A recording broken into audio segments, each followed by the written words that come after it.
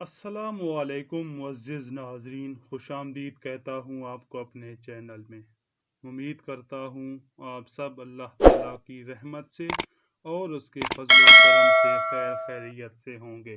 مسلمہ کذاب نے نبی کریم صلی اللہ علیہ وآلہ وسلم کو خط لکھا، میرے ساتھ ایک معاہدہ کر لیں، جب تک آپ حیات ہیں آپ نبی ہیں، جب آپ کا وصال ہو جائے تو میں نبی، یا یہ معاہدہ کر لیں آدھا عرب آپ کا اور آدھا عرب کا میں نبی، معاذ اللہ، استغفر اللہ۔ اس خط پر نبی کریم نے جواب لکھوایا، میں تو اللہ کا رسول ہوں جبکہ تو کذاب ہے، جھوٹا ہے۔ نبی پاک نے خط میں کذاب لکھوایا تو فرمانے لگے، کون لے کے جائے گا یہ خط اس کذاب کے دربار میں؟ اب اس کے دربار میں جانا ہے، حالات بڑے خطرناک ہیں، اس کے آگے بھی بندے اور پیچھے بھی بندے ہیں، جان کا خطرہ بھی ہے۔ ایک صحابی تھے چابڑی فروش، سر پر ٹوکرا رکھ کے مدینہ کی گلیوں میں کھجوریں بیچتے تھے۔ 11 بچوں کے باپ تھے، جسمانی طور پر بھی کمزور تھے، کھجوریں کھا رہے تھے، فٹافٹ اٹھے، ہاتھ کھڑا کر کے کہا، حضور کسی اور کی ڈپٹی نہ لگائیے گا، میں جاؤں گا۔ جب یہ الفاظ جلد بازی میں ادا کیے تو ان کے منہ سے کھجور کے ٹکڑے مجلس میں بیٹھے صحابہ کے چہروں پر گرے۔ ایک صحابی نے کہا، اللہ کے بندے، پہلے کھجور تو کھا لے، بڑی جلدی ہے تجھے بولنے کی۔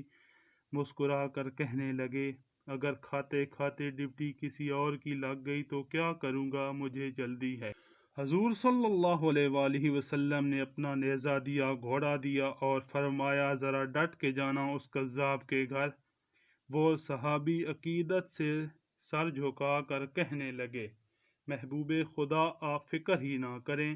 صحابہ کہتے ہیں، وہ اس طرح نکلا جیسے کوئی جرنیل نکلتا ہے۔ اس کا انداز بدل گیا، اس کے طور طریقے بدل گئے، جیسے کوئی بڑا دلیر آدمی جاتا ہے۔ وہ صحابی مسلمہ کذاب کے دربار میں گئے اور وہاں ایک شخص کو جو بعد میں مسلمان ہوا وہ بتلاتا ہے، وہ صحابی جن کا نام حضرت حبیب بن زید تھا، جب وہاں دربار میں پہنچے تو اپنا نیزہ زور سے دربار میں گاڑ دیا۔ مسلمہ ٹھٹک کے کہتا ہے، کون ہو؟ آپ رضی اللہ تعالی عنہ غراتے ہوئے فرمانے لگے، تجھے چہرہ دیکھ کے پتہ نہیں چلتا میں رسول خدا کا نوکر ہوں؟ ہمارے تو چہرے بتاتے ہیں کہ نبی والے ہیں، تجھے پتہ نہیں چلا میں کون ہوں؟ مسلمہ کہنے لگا، کیسے آئے ہو؟ بے نیازی سے فرمایا، یہ تیرے خط کا جواب لے کے آیا ہوں۔ بادشاہوں کا طریقہ یہ تھا، وہ خط خود نہیں پڑھتے تھے، ساتھ ایک بندہ کھڑا ہوتا تھا، وہ خط پڑھتا تھا۔ تو مسلمہ نے خط اس کو دیا کہ پڑھو۔ جب اس نے خط پڑھا تو اس میں بھی لکھا تھا، تو کذاب ہے۔ یہ جملہ وہاں موجود سب نے سن لیا۔ اکیلے میں ہوتا تو بات اور تھی، وہ آگ بگولا ہو گیا، آنکھیں سرخ ہو گئیں۔ سامنے حضرت حبیب بن زید تنے کھڑے تھے۔ غصے سے تلوار نکال کر کہنے لگا، تیرے نبی نے مجھے کذاب کہا ہے، تیرا کیا خیال ہے؟